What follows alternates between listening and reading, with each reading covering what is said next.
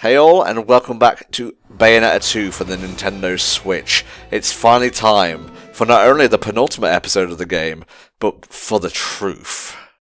Yep, we're finally going to find out the answers to maybe 50% of the questions. The other 50% will be answered in the final chapter. But in the meantime, I need to get the final couple of moon pearls that we can get from the shop. So I believe there's just one more to get. I'm also, buying Celine's light since I finally have the money to buy accessories. Celine's light's basically, if you get hit, you automatically go into witch time. Because, you know, I am lazy and I want to do that. Well, that's the benefit of optional MacGuffins, mate. You can use them to customise as you see fit. Exactly, and, you know, just make my life easier. Where the fuck were you during that fight, mummy? Oh, she was busy, but this should look definitely familiar. Yeah, I'm getting chills, and not in a good way. So yes, we get a nice little gauntlet fight here against all sorts of wonderful angels. And you can see some lovely low polygon angels and witches fighting in the background, along with some really stationary low poly angels in the background. It's handled a wee bit better than the creatures and the Keyblade Graveyard fight in Kingdom Hearts 3, honestly, which I don't know why were as jittery as they were. I think they masked it a bit better in 2. Yes, they most definitely did. The thing is that during this fight you are usually so focused on all of the action that's taking place, because obviously they're throwing in like grace and glory here, so you can't be a slouch. But I do just find it hilarious now that I'm just sitting and just going, oh, let's look at the background, and those angels are so low poly, it's hilarious. No, don't look at me, I'm so low poly.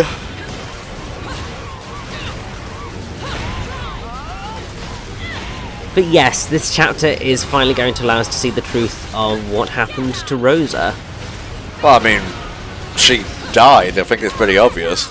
Well, yes, but we're going to get to see the reality of what caused her death. Oh, I see. And get a few more answers to certain things.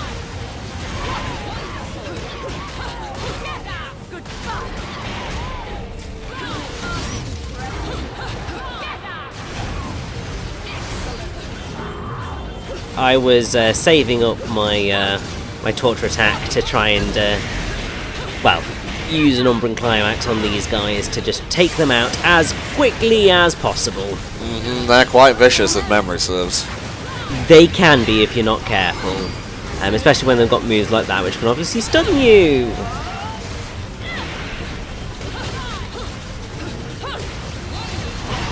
But yes, you're going to be facing quite a few different challenges throughout this chapter, including at least one boss fight against an enemy that may or may not have given me a little bit of grief previously. Oh boy. And various other things as well.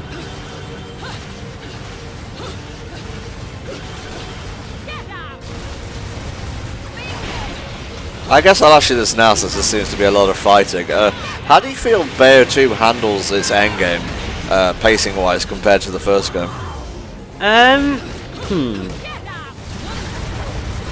Not nearly as well, is sort of the blunt assessment. Like, the stuff is all cool and interesting, but there's just something about everything from Isla del Sol, which is chapter 14, so when you're going to the island and you have the Space Harrier homage, the fight against Jean, then you have the long challenging chapter 15 going up the Ithavol building, then you have the fight against Boulder, and obviously all of that plot. And then you go into the epilogue of playing as Jean riding up the rocket and then fighting Jubileus the Creator at the end of all of that. It's just a perfect escalation of the final chapters. Whereas what we ultimately have here is that we got sucked into hell because we beat but didn't quite beat Prophet, and got screwed over. We managed to rescue Jean. We then went to go save Loki from the Masked Lumen. He sucked us back in time. We then just had a bit of a little dance around in the past, find out a few things, and then everything's basically going to get dumped and resolved in the final chapter. And we're going to get up to the top of that mountain faster than you can shake a stick. So it doesn't feel quite as earned or quite as climactic as the original Bayonetta did. It's not quite as... It doesn't build so much. It just sort of feels like we're here, then we're here. And you're just like, whoa, let me just stop a second. Let me just orient myself.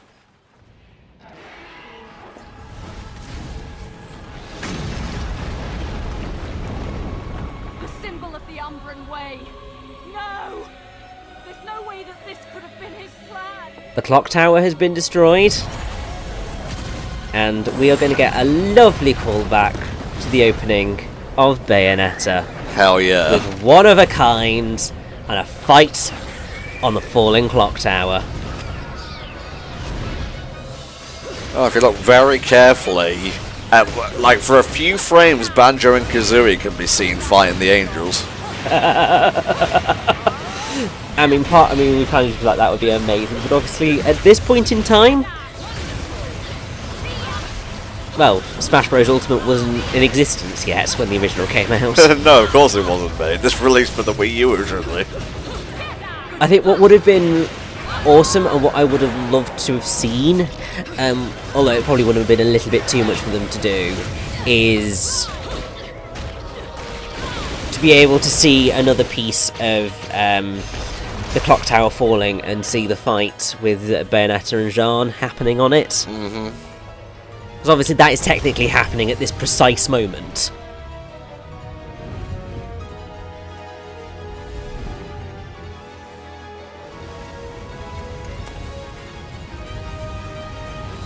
But in the meantime, look who it is. Hello, Loki. Oh, sorry, love. Kind of missed a bit there. Don't think that's Loki. Here to guide you as always. Someone sent you back 500 years, it seems. Missing a certain key item. Yes. Also, you know, he's completely the wrong colour. I see you've already discovered. He could have just changed his outfit, mate. Oh yeah, as if he was going to do that in between sending us back to the past. Who are you? Never mind that. Something more important to talk about, my dear. The witch and the sage are still alive. Trifling creatures, both of them. I must be rid of them as soon as possible. I want what they have. I want back what is mine. The eyes of the world. Yeah, he can stuff that in his The pipe enemy and escaped smoke to the it. future. Indeed. Can't let him have them. Which is why I must see you eliminated, my dear. So yes, this is Lobster. And it's basically the same as the Prophet fight, except this time you're not in the air. So obviously that does help a little bit with things. And because you obviously have faced him at least once before, you should be a little bit more in tune with his attack patterns. Yeah, of course.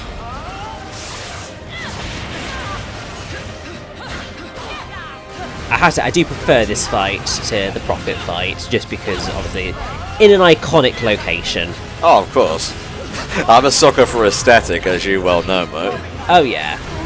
And yeah, you just push those nostalgia buttons for me and I'll be there.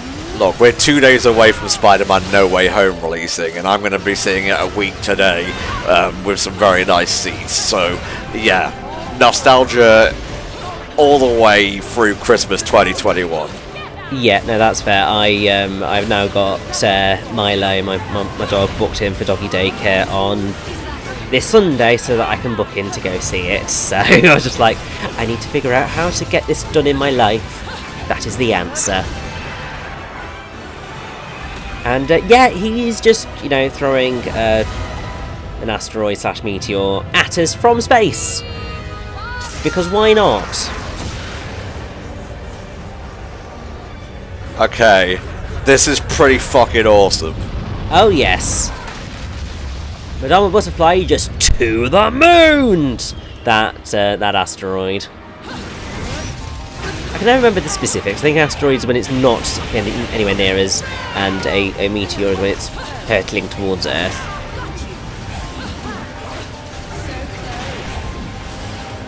I kind of got vibes of One Punch Man, where Saitama destroys the meteorite, but it just destroys the city due to all the like pieces of it. Yeah, I mean that probably would have. I mean, look at everything going on here. There's all smaller ones falling everywhere because we just blew it up.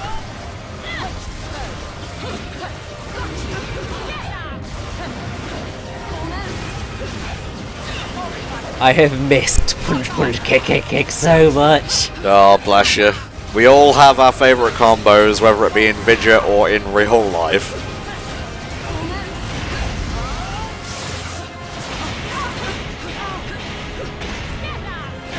It's not fun when people use multiple hands on you, is it? Quite right, but a boot to the head seals the deal, I feel. Speaking of nostalgia, Jesus.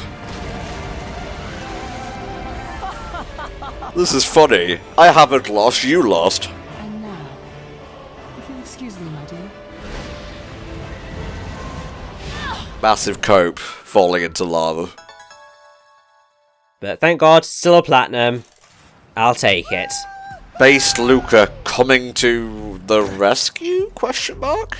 Certainly coming somewhere. I mean, he did a much better job of getting to the top of the mountain than we did. Yeah.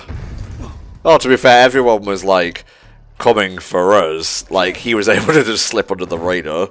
Hey, pull yourself together. Because nobody cares about Luca. What happened? And that's where Luca's true power lies. You know the way to Fimbulventer, right? Please, take me there. I remember. I remember everything. I have to hurry. Are you nuts, kid? We need to get you patched up.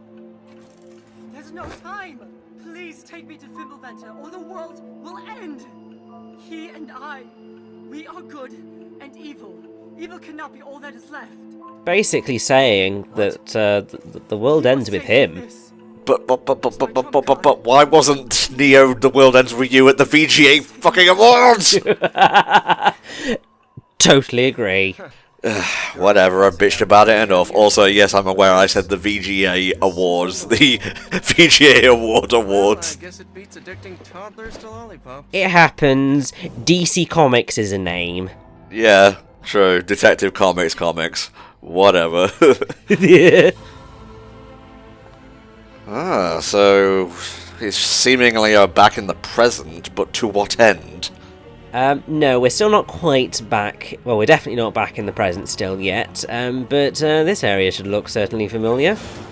This is where we originally thought Grace and Glory, was it?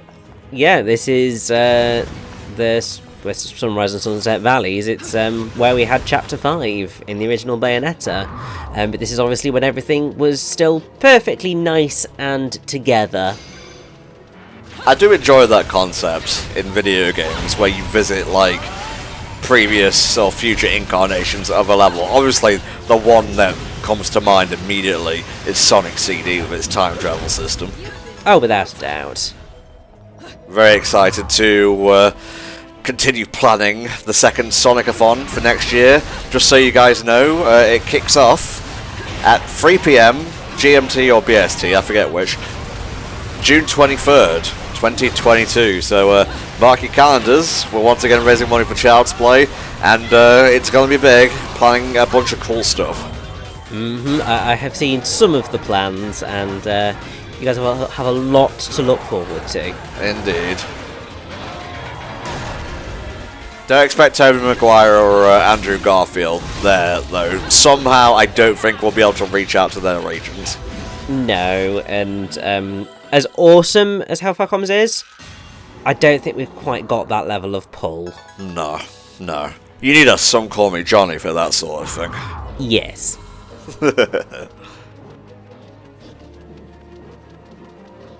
If we went into that door right now, that would be the end of the chapter if we so chose. But, you know, we've got a bunch of extra secrets hidden about, so we're going to go get those as well. An X-Gamer Richie joint without all verses? I think not. Quite right.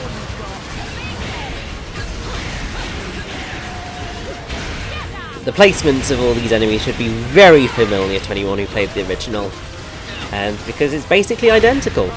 Or did they just, like, restock them? Oh, clearly.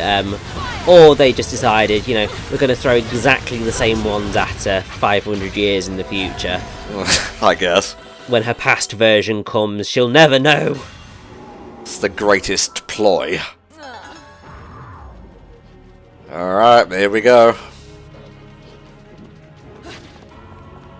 Over somewhere around here, I think, is a Muspelheim. But this is the final Umbran resting place that's like this. And this one can be quite challenging to pick up everything.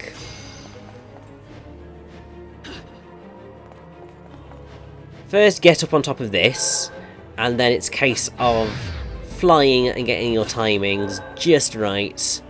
In order to get everything, if you do it properly, you should just make it. But it will be close. Nicely done, mate. It's gotta be said that bird doesn't fly the fastest, so you really do have to plot your route and not make a single mistake. Very much so. Like, the only mistake that you can really make is if you're sort of a little bit finicky at the start getting up on top of the arch. But after that, if you've fallen down once, you are going to have to do it again. But yes, there we go. Liberator of Time.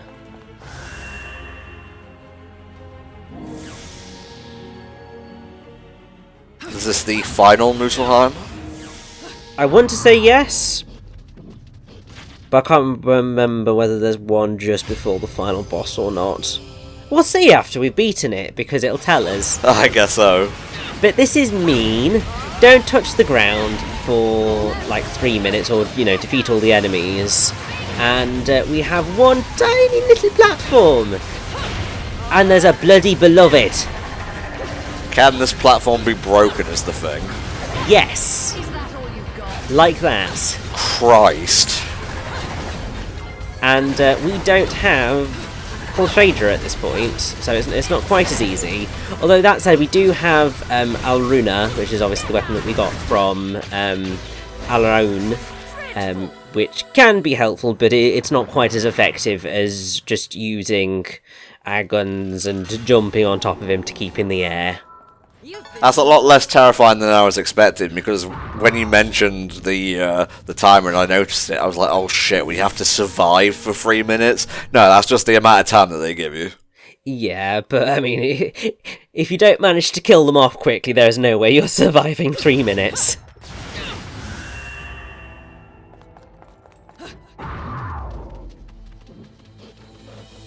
That's basically everything outside, so let us head on in and finish off this chapter and learn elements of the truth. Oh, I don't know if I can handle the truth, Rich. Well, you're going to have to. I love how he fucking slides into the story.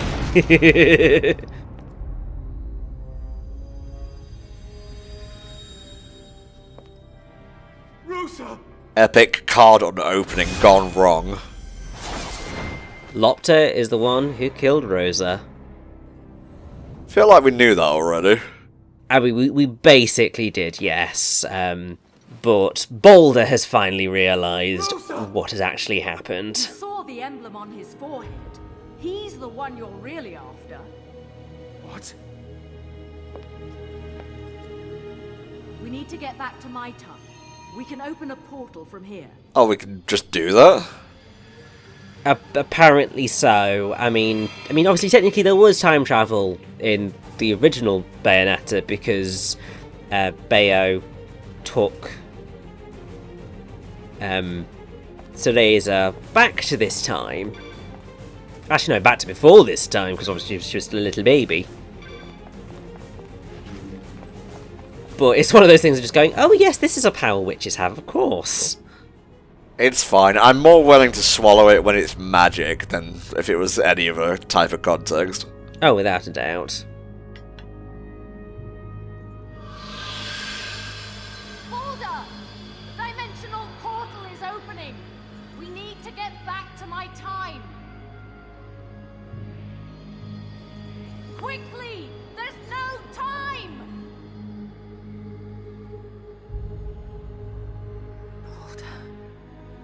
Please take care of Cereza. I'm piecing it all together now. This is the light that he got sucked into earlier. Mm-hmm. She will awaken to the eyes of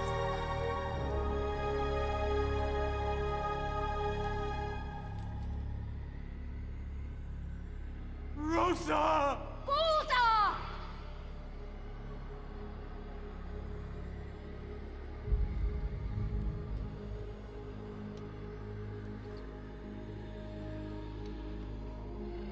Poor Rosa, she deserved so much better.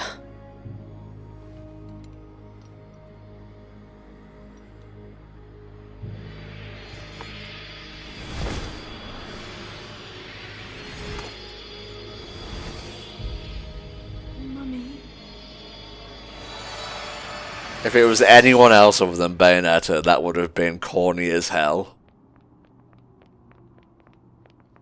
Mummy! No! Yeah, so that was depressing, wasn't it? Just a smidge, Rich, just a smidge. Very nicely done, though, and Yes. all that's left is the grand finale, guys, so please join us next time when we finish off Bayonetta 2. Have a nice Christmas, and we'll see you then.